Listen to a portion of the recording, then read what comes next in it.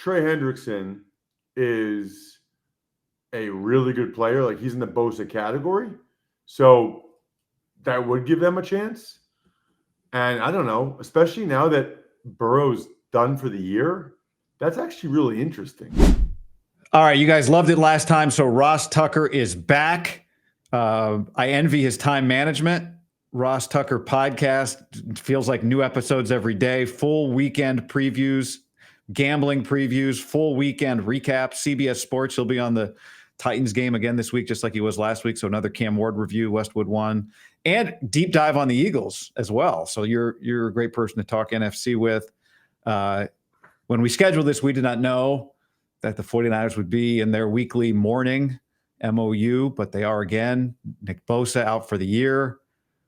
What's your take, Ross, on how do you even begin to try and overcome the loss of Nick Bosa? That's a tough one. It's funny because I feel like we probably talked about this the last time. There's kind of two schools of thought for the Niners coming into this year. People that either thought, like me, that they would have a major bounce back year, that the injury luck would be on their side. And I said this on the Ross Tucker podcast back in August, I had them going to the Super Bowl.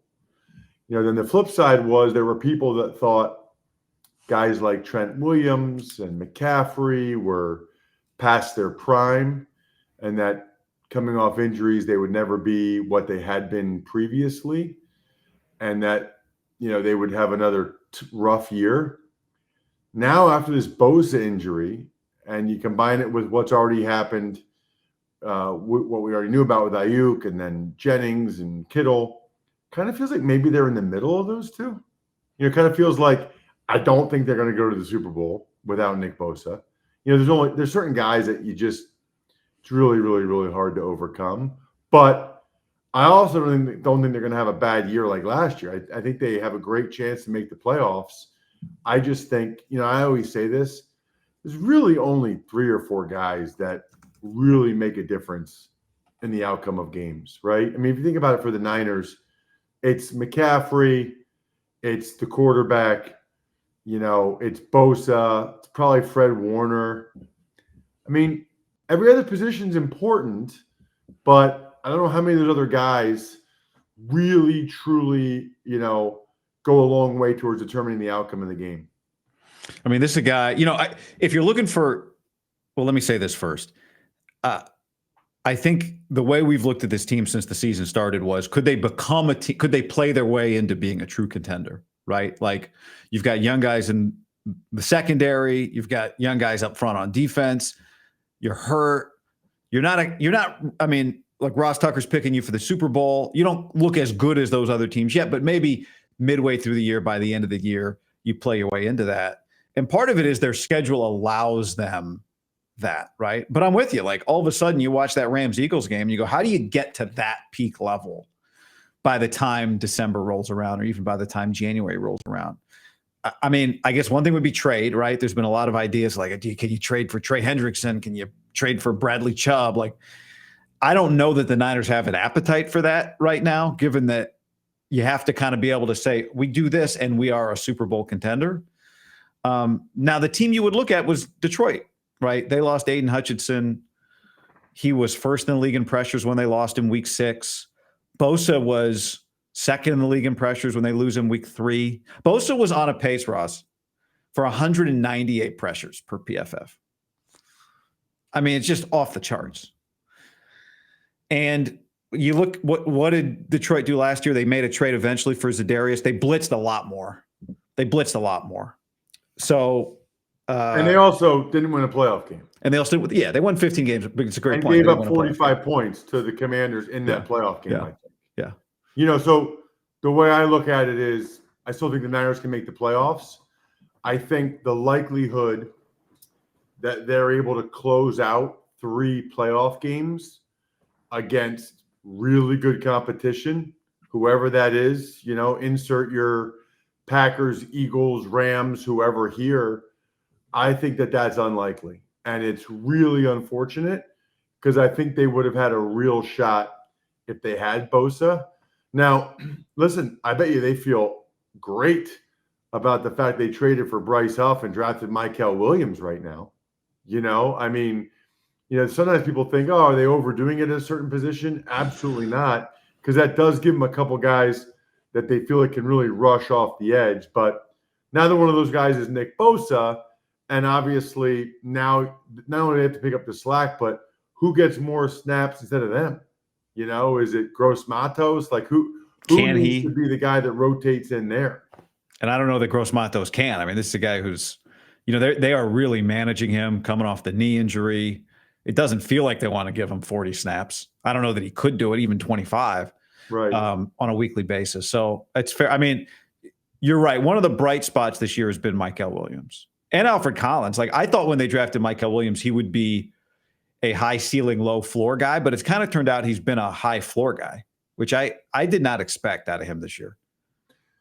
Well, they went heavy on D-line. It feels like almost everybody did. A, it was a D-line draft, and B, I think everybody recognized what the Eagles looked like in the playoffs, including the Super Bowl, when they just came at the Chiefs in waves. So the amount of teams that kind of doubled up in free agency or the draft on D-line was really funny. I mean, like the Vikings signed Jonathan Allen and Javon Hargrave. The Niners' first 2 picks are D linemen. I mean, people recognized that like, I guess you could say it's about every position, but it really does feel like D line in particular is like an arms race, and you almost can't have too many. No one has ever said, we have too many good pass rushers. We have too many good defensive linemen. Nobody ever. I wonder, I mean, you probably know this from looking at the PFF data. Does that position rotate, you think, more than any other position? Just that position group rotate more than any other position group on the field? By far. Yeah. Yeah, by far. I mean, that's the only position where you'll see a 6th, 7th, 8th guy getting over 20 snaps.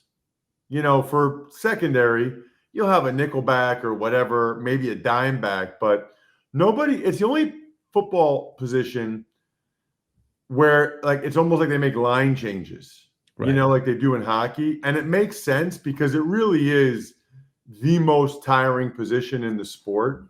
I try to tell people rushing the passer is tiring, which is one reason why no huddle and 2-minute work so much.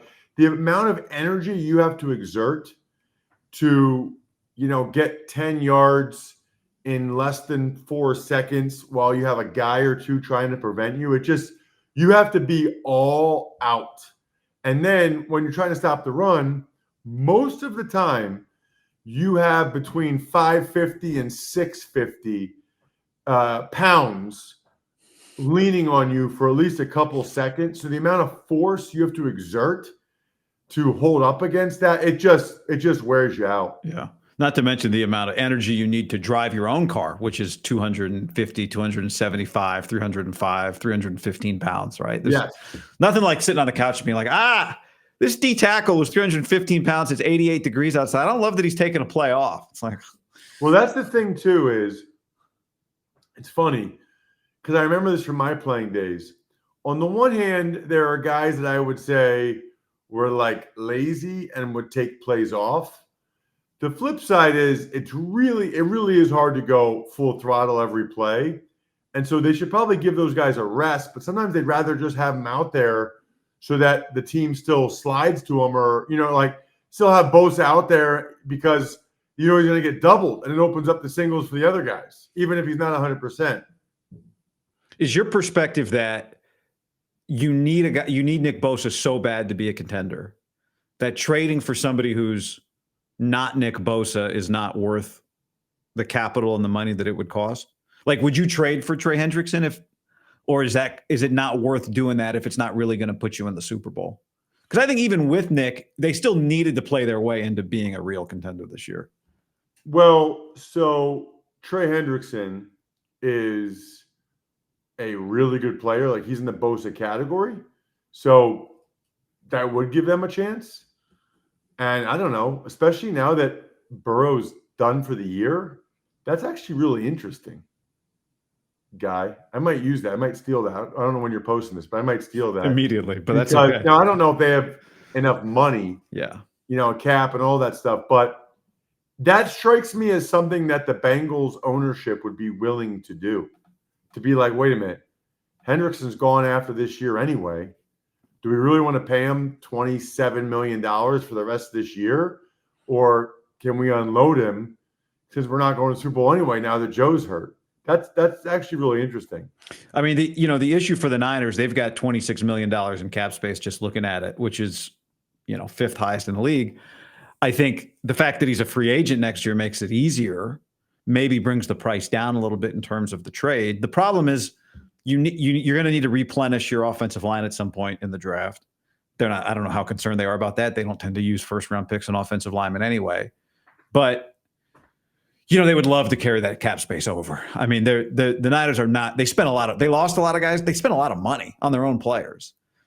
So, that's probably partly an ownership question. But you're right. Also, the flip side of that is if you think that you're going to let him go after this year because Bosa will be back, right?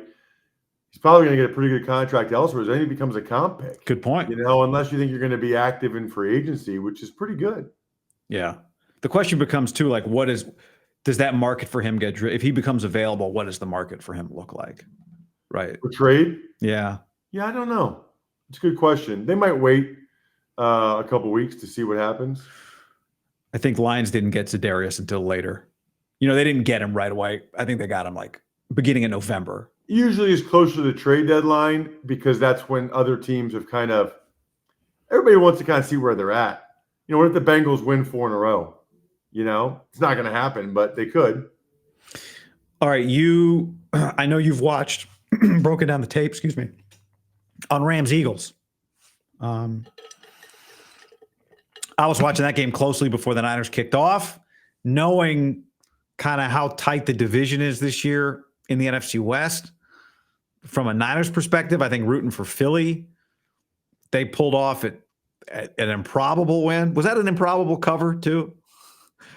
Oh, yeah, because I do the Even Money betting podcast, which is very popular, and I took the Rams plus the 3. Oh, so I was one of the ones that got the raw end of that deal. Although the flip side is I was calling Titans Colts, and all of my friends and family are just blowing up my phone because they're all Eagles fans, right? Because I grew up outside of Philly. So all my high school buddies, my wife, all the friend groups, it's hilarious, actually. I should publish the text thread about fire Patullo, the OC. This is pathetic. Worst I've ever seen. And then, oh my gosh, we did it. Yeah, it's just so funny. Super Bowl's at Levi's. I don't know who the Niners would want to see Leafs playing in their stadium from the NFC, but the Rams and Eagles are both at the top of that list. What's your take on those two teams after watching that game? Well, I think the Rams are really good, and I have thought the Rams are really good. I thought they really missed some opportunities to close out that game, and I thought McVay made some game management errors, but I think that they are as good as anybody, probably in the NFC.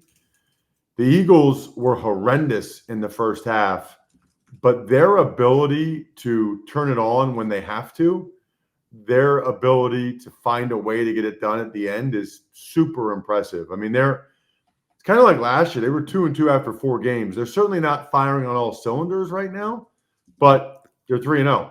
Although now they play the Bucs, and the Bucs have really had their number, so that'll be interesting. Yeah, what's your NFC power rank? I mean, obviously Niners, Eagles, and Bucs are the only 3-0 teams in the NFC. I mean, it's crazy. Having watched, Niners have had 2 game-winning drives against, 2 teams that probably won't be playoff teams. I don't know what you think of Seattle, but what's your, where does Green Bay fit in there?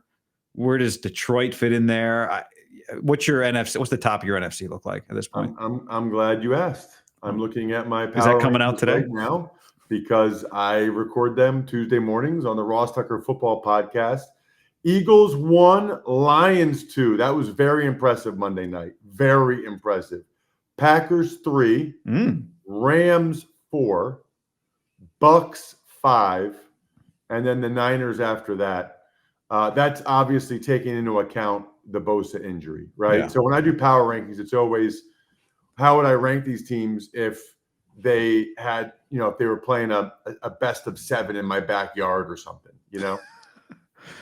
I mean, it is a great example of how top heavy the NFC is, right?